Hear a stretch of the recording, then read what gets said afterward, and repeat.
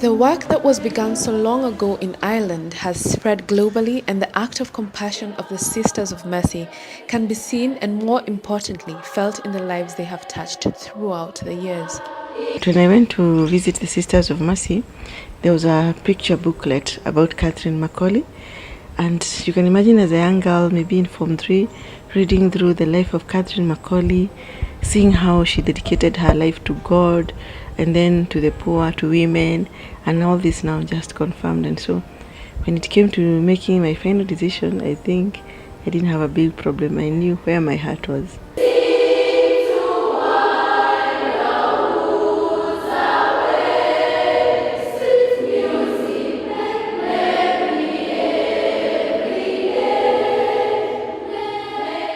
But the religious life is not one for the faint-hearted, it is a calling.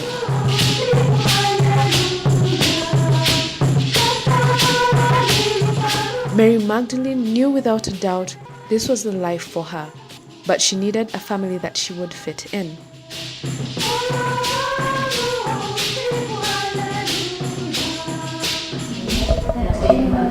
Your protection, implore your help, for such your intercession was left unaided. Inspired by this confidence, we fly unto you, O Virgin of Virgins, our Mother. First of all, I can say I had that desire to join religious life back in 2010. Okay, by that time I didn't know where now I can go, so I began searching until I came across one of the Sisters of Mercy. By that time I was living in Nairobi, and after all we talked just for a few minutes, and then after all I was welcomed and I began going for come and see, and then I fell in love with Sisters of Mercy. She was joined by Rose Maranga, who ultimately found her purpose in the Sisters of Mercy. Okay, it's an experience from one of the Mercy Sisters. She shared her experience in Rodwa, and the story touched me, or how they were changing the lives of those who were affected by drought at that time. So it really moved me to feel that I can also do something to them. Yeah. Those that have chosen this path enter knowing full well it is a service to God and not man, and thus they must deny themselves. The heart of compassion must be worn at all times. Therefore, they must be prepared to give above and beyond of what they have in this spiritual journey. The joys are many than the challenges, and I say the challenges that sometimes I face, maybe it's when I meet sick people, those people who have nothing to eat.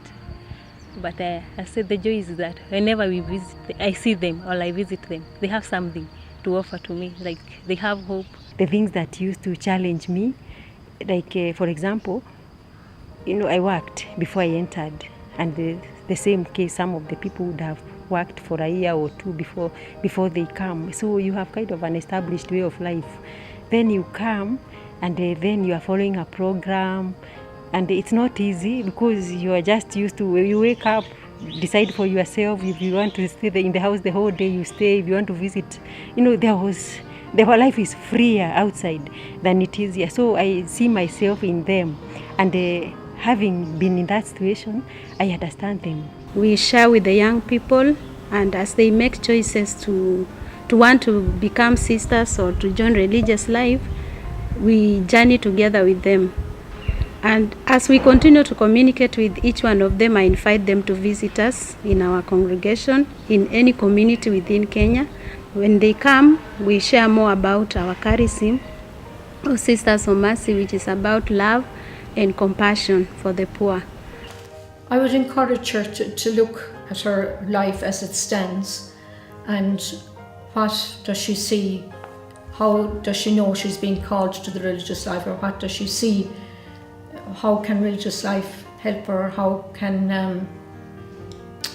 How is she inspired by others in religious life? And what does it do for her? How does it help her to be a better person? How does it help her to bring Christ into her own life and then into other people's lives? Throughout this journey of ensuring they have made the right choice, their faith is continuously tested through the works that they do. At the novitiate in Nakuru, the girls are prepared to be better sisters in different service stations, depending on the skills they have acquired. Three initial stages. So we have what we call prepostulancy. There they go for 6 months. They go to the second stage, which they call postulancy. It's a year, and they are still thinking about it as they see life lived, and they go through lessons of knowing the congregation more and what is expected of them. After the end of the postulancy, that's after the 1 year, they apply if they feel they are ready, and the one accompanying them also feels that they are ready, so they apply to come to the novitiate. And this time now in the novitiate, we say it's through a process we call reception. They are received into the congregation. So this stage takes 2 years. They have the first year, which we call the spiritual year. And the spiritual year, we talk of getting ready to know Christ. And knowing Him is through the scriptures. There is a lot of participation in the liturgy. And also there is a lot of time for personal prayer and communal prayer. So during this period also, the person is helped to grow into more awareness of self. So we do a lot of human development, and there's also spirituality. And then mostly so that basically the first year. Then comes second year, we call it a pastoral year. So in the first year also, we would have looked at issues of apostolate, the ministry, because we are formed so that we can be able to minister to people. So second year, we call it the pastoral year. So they go for what we call community experience. They go live in another community of sisters where they participate in the life of that community, and they also participate in some of the ministries where they are allocated when they go to the community.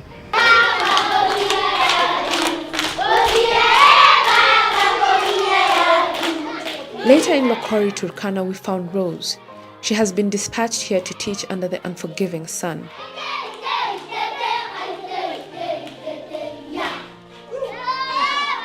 But that does not stop the pupils from learning eagerly.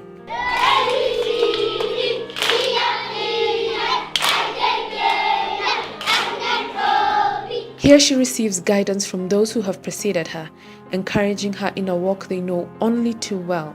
I liked the idea of getting women coming together, and it really was partly in the beginning was the social aspect, and then we started doing crafts and knitting and sewing, and the women who came wouldn't have gone to school hardly at all, so it gave them a chance to socialise and to think more and to maybe see a bigger picture, and I loved that work really. I enjoyed working with them.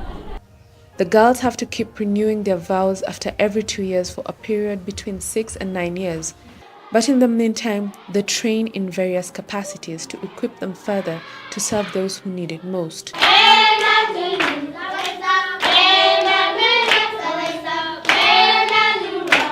The ones society has neglected and ignored.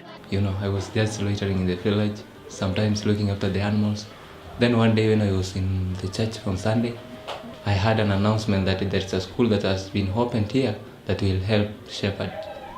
So they requested that if a shepherd goes to look after the animals, then in the evening they just come for learning, let's say for 3 to 4 hours, and then you go back. Last year is when I finished my Form 4 course and I had B minor. Whom I am today, I've gone to school through the Sisters of Mercy.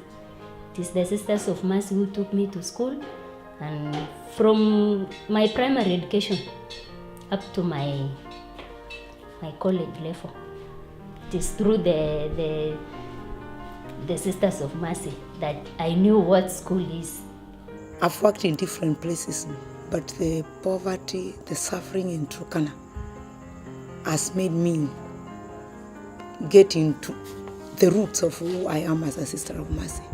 The compassion for the sick, living the charism of mercy. And though those who deserve it most appreciate the efforts these women take to take care of them, sometimes family may not be understanding. The religious life for most is a strange concept. also myself, I did not know much about the sisters or what they do. But I told them, let me go see what happens there. Then I'll come and explain. And she had my mother, I'd say my mother had an idea they are sisters. But who sisters are, it was a challenge to explain even for myself. It was about choosing between two good things, the marriage life and religious life.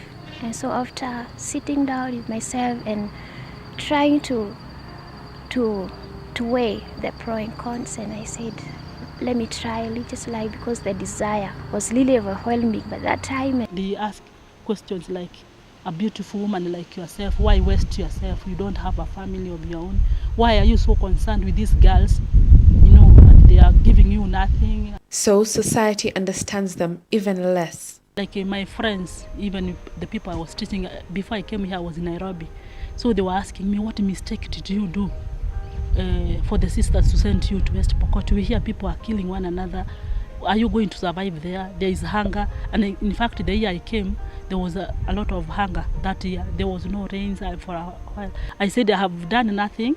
I'm the one who willingly asked if I can go to those places where I hear people are suffering.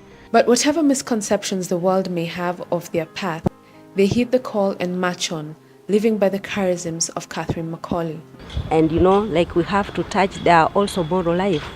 And that is one key thing that actually necessitate our stay or our teaching in universities, because still we are talking about the girl child who is being abused. Like those who have no fees, they actually sell, do some prostitution to raise fees. So when we are there, we will touch them and improve their life, possibly by just sharing, teaching, and also caring.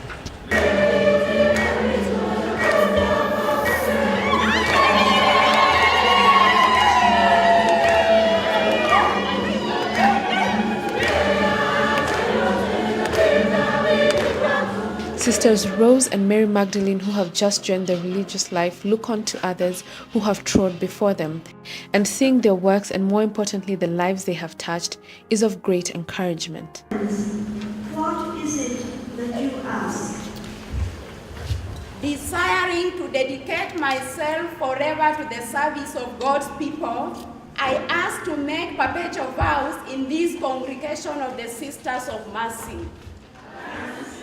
Today is a beautiful day. The sisters congregate as each enters a different stage in this path they have chosen.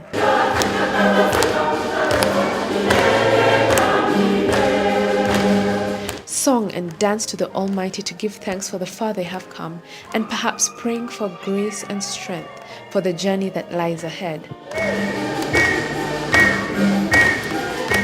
While Rose and Mary Magdalene are beginning, Sister Rosemary was taking her final vow. Sister Rosemary, as you stand before God, your sisters, your family and friends, what is it that you ask? Desiring to dedicate myself forever to the service of God's people, I ask to make perpetual vows in this congregation of the Sisters of Mercy.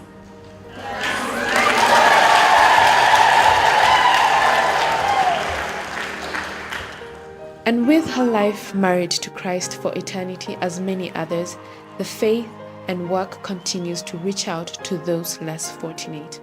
I wouldn't say that it's a long moment, because I have been living day after a day, and that is what really has helped me to reach to this far. It is a moment of which I've been praying for God to help me to continue doing His own will.